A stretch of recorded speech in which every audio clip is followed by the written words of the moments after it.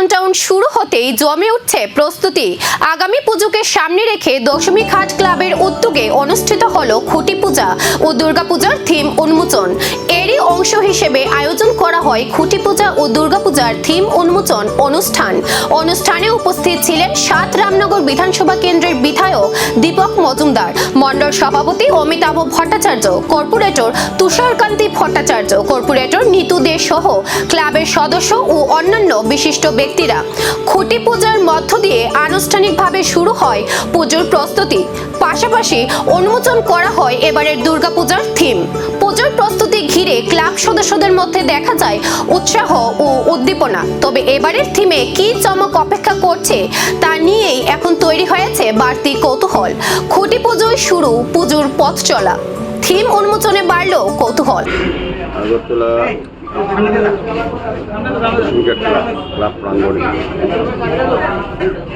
আজকে আসন্ন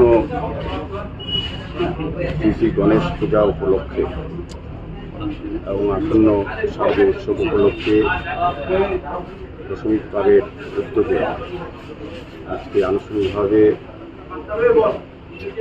প্রতি পুজোরে বাংলার অনুষ্ঠান হয় এবং শারদীয় দুর্গা উৎসব এবং গণেশ পুজো উপলক্ষে খুঁটি পূজার অনুষ্ঠান অনুষ্ঠিত হয়।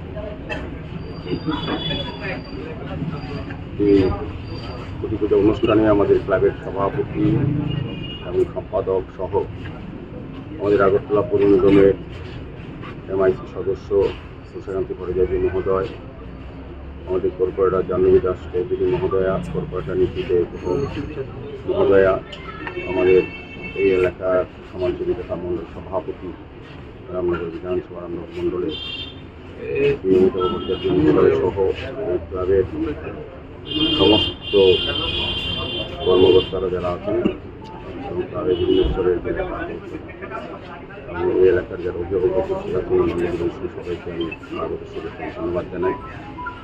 তো দশমীঘাট ক্লাব বরাবরই সারা বছর সামাজিক দায়িত্ব, সামাজিক কর্তব্য করার পাশাপাশি ধর্মীয় অনুষ্ঠান করে আসে।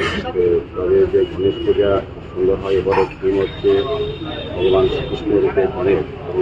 দশমী ঘাটের এবারের আয়োজন শেষ পর্যন্ত কতটা নজর কাড়ে এখন সেদিকেই নজর।